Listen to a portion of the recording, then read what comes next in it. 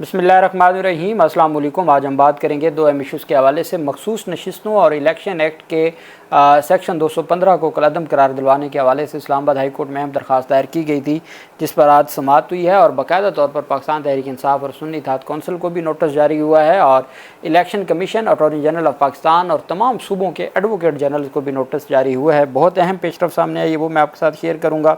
साथ हम बात करेंगे पाकिस्तान तहरीक इंसाफ के सरबराह इमरान खान ने 4 petitions supreme court of Pakistan में दायर करने का हुक्म दे दिया है, जो दायर होने जा रही हैं, जबकि सलमान अकरम राजा साहब की जो दरख्वास्त है वो समाअत के लिए मुकर्रर कर दी गई है। उसकी तफसील भी मैं आपके साथ शेयर करूँगा। सबसे पहले हम बात कर लेते हैं खैबर पख्तूनख्वा में। जैसा कि आप जानते हैं कि खैबर पख्तूनख्वा में 9 मई के हवाले से अली अमीन खान गंडापुर ने डेरा इस्माइल खान में बहुत बड़े जलसा किया है और इसके अलावा पेशावर में भी और मुख्तलिफ़ शहरों में पाकिस्तान तहरीक इंसाफ ने जलसे किए हैं। वहीं पे खैबर पख्तूनख्वा की हुकूमत का जो एक मकसद है ज़ीरो टॉलरेंस करप्शन पर, और अब पहले एक डीजी को महकमा सेहत के डायरेक्टर जनरल जो डीजी थे उनको रिश्वत वसूली के इल्ज़ाम में मुअत्तल कर दिया गया था। आज महकमा फ़िश फार्मिंग के ग्रेड 20 के अफसर डायरेक्टर जनरल को तैनातियों और तबादलों में रिश्वत लेने के इल्ज़ाम में मुअत्तल कर दिया है। खैबर पख्तूनख्वा के महकमा फ़िश फार्मिंग की जानिब से जारी किए गए एलामिया में कहा गया कि महकमे के डायरेक्टर जनरल डीजी को तहकीकात मुकम्मल होने तक वो मुअत्तल रहेंगे। तहकीकात में गुनहगार पाए गए तो बरतरफ हो जाएंगे, अगर बेगुनाह पाए गए तो दोबारा वो अपनी नौकरी पर वो कंटिन्यू करेंगे। दूसरी तरफ इस्लामाबाद हाई कोर्ट के जजेस की जो 2 जजेस के तौहीन अदालत के खतूत थे, जिसमें कहा गया था कि हमारी फैमिलीज़ को और हमारा जो डाटा है उसको लीक किया जा रहा है।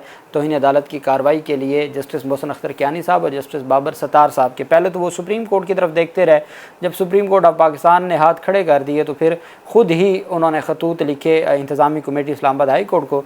इस्लामाबाद हाई कोर्ट ने 2 बेंच लार्जर बेंच तश्कील दे दिए। एक चीफ जस्टिस आमिर फ़ारूक की सरबराही में जस्टिस मियाँ गुल हसन औरंगज़ेब साहब और जस्टिस अरबाब मोहम्मद ताहिर साहब, ये 3 रुकनी बेंच है। लार्जर बेंच जो समाअत करेगा मोहसिन अख्तर कियानी साहब का जो ख़त है और मोहसिन अख्तर कियानी की जो उनके ख़िलाफ़ तौहीन आमेज़ मुहिम है उस पर।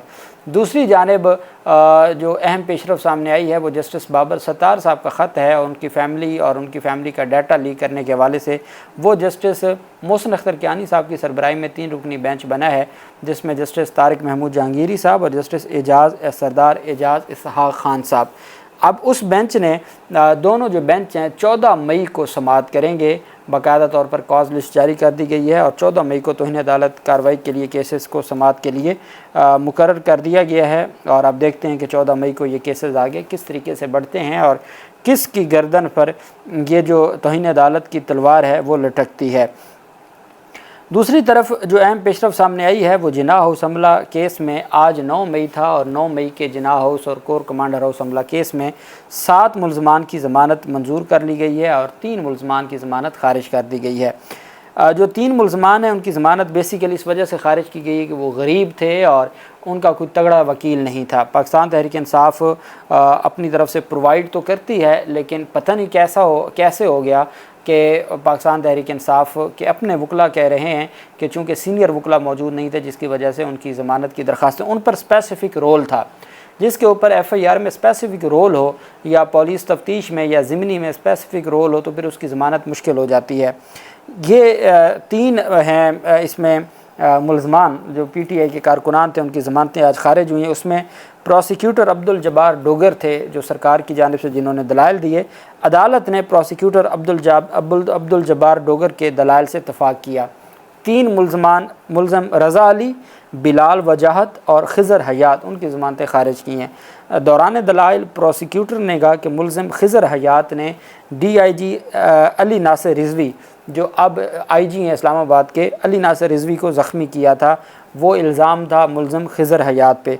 बिलाल वजाहत पे इल्ज़ाम था कि जिनाह हाउस में किताबें और जो पेंटिंग्स थी वो चोरी की थी। अली रज़ा पे ये इल्ज़ाम था कि उसने एक पुलिस इंस्पेक्टर को ज़ख्मी किया था। अदालत ने इन 3 की ज़मानतें खारिज कर दी हैं और 7 मुल्ज़मान की एहसन इमरान समेत 7 मुल्ज़मान की जो ज़मानतें हैं वो मंजूर कर ली हैं और मज़ीद जो बकिया पाकिस्तान तहरीक इंसाफ के कारकुनान हैं जो इन मुकदमात में मुल्ज़मान हैं, उनकी जो ज़मानतें हैं उनको 13 मई तक मुलतवी कर दिया है। 10 ملزمان کی درخواست ضمانت پچھلے دنوں منظور ہوئی تھی، 7 کی آج منظور ہوئی ہے، اور 14 ملزمان کی ٹوٹل ضمانت کا معاملہ تھا، جس میں سے 7 کی منظور ہوئی، 3 کی خارج ہو گئی، اور 4 کی جو ضمانت ہے وہ 10 مئی تک جو 14 مئی تک اس کو 13 مئی تک ملتوی کر دیا ہے، سوموار والے دن اس کے اوپر سماعت ہوگی۔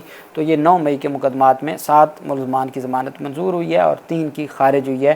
اب پاکستان تحریک انصاف کے جو سینئر وکلا ہیں، اگر تو اب سلمان صفدر صاحب یا سلمان اکرم راجہ صاحب، کیونکہ وہ عمران خان کے کیسز میں وہاں مصروف ہوتے ہیں، یہاں برہان معظم صاحب یا کسی بھی سینئر ایڈوکیٹ کو ہائر کر کے تو ہائی کورٹ میں ان کی درخواست ضمانت دائر کرنی چاہیے اور ہر صورت ان کو ریلیف مل جائے گا۔ دوسری جانب اہم پیش رفت سامنے آئی ہے اور یہ درخواست دائر کی گئی تھی آمنہ امیر عبداللہ، یہ پٹیشنر ہیں اور انہوں نے فیڈریشن آف پاکستان کو فریق بنایا، پروونس آف پنجاب کو، سندھ کو، KPK کو، بلوچستان کو، الیکشن کمیشن کو، PTI کو اور سنی اتحاد کونسل کو فریق بنایا۔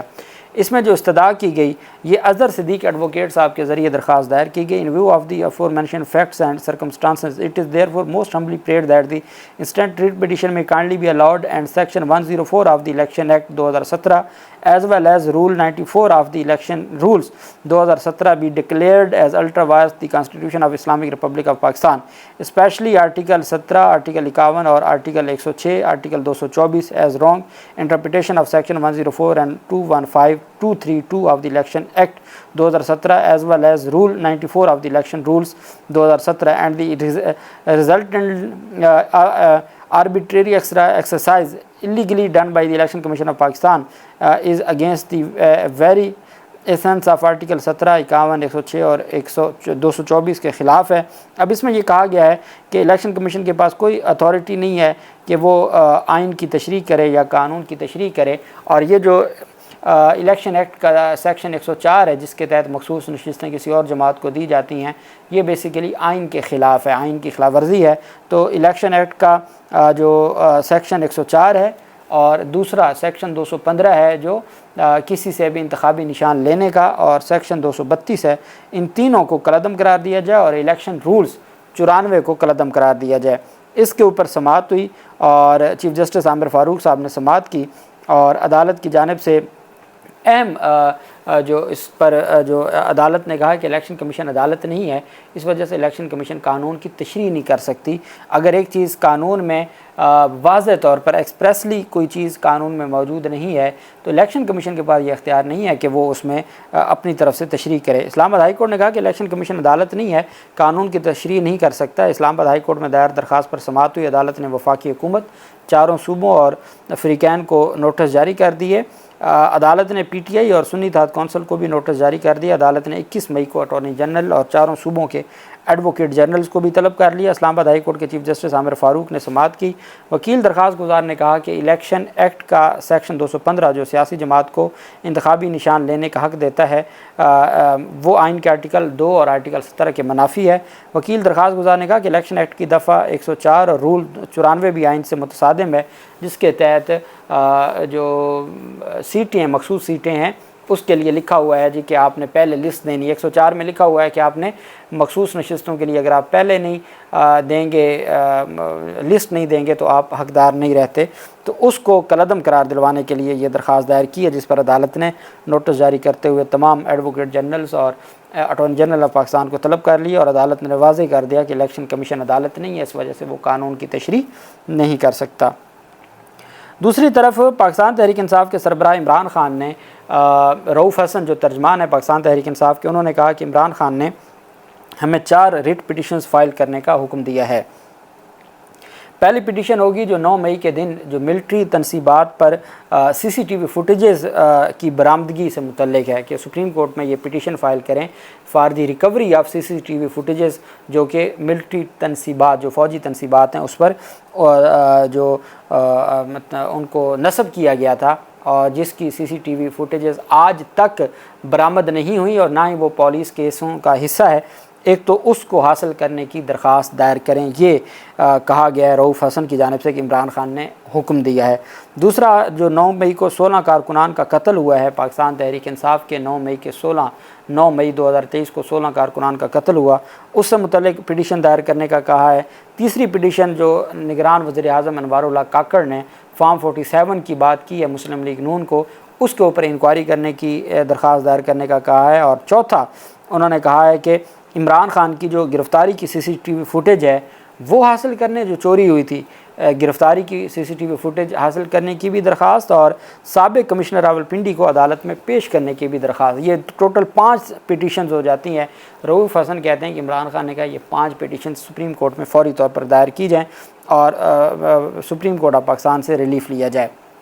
بہت اہم درخواستیں ہیں، اگر سپریم کورٹ میں دائر ہوتی ہیں تو یہ بڑی انٹرسٹنگ میٹرز ہوں گے۔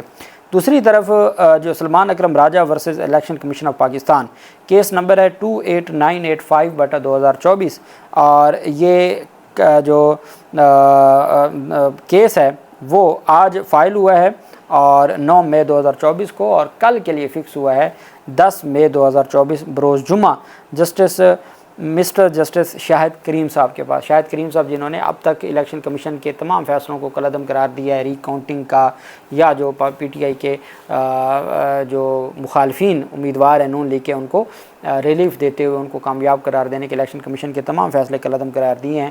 بہت تگڑے جج ہیں جسٹس شاہد کریم صاحب، ان کے پاس اب ایک چیز جو مجھے لگ رہی ہے کہ چونکہ یہ چیف جسٹس کے اختیارات سے متعلق ہے کہ چیف جسٹس نے خط لکھا الیکشن کمیشن کو اور الیکشن کمیشن نے واپس ابھی تک نوٹیفیکیشن نہیں جاری کیا۔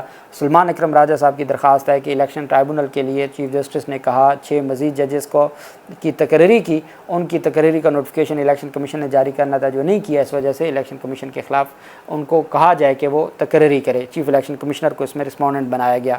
تو چونکہ یہ چیف جسٹس کے اختیارات سے متعلق ہے تو ہو سکتا ہے کہ جسٹس شاہد کریم صاحب یہ معاملہ chief justice Lahore high court کو بھجوا دیں، نہیں تو وہ اگر چیف جسٹس کو بھی بھجوا دیں تو کوئی بہت بہتر ہو جائے گا۔ خود سنتے ہیں تو وہ چونکہ بہت تگڑے جج ہیں پھر بھی بہتر ہو جائے گا۔ کل جو سماعت کا احوال ہوگا انشاءاللہ آنکھوں دیکھا احوال آپ کے ساتھ شیئر کریں گے۔ اللہ پاک پاکستان کا میں ناصر ہو۔ بہت شکریہ۔ اللہ حافظ۔ پاکستان زندہ باد۔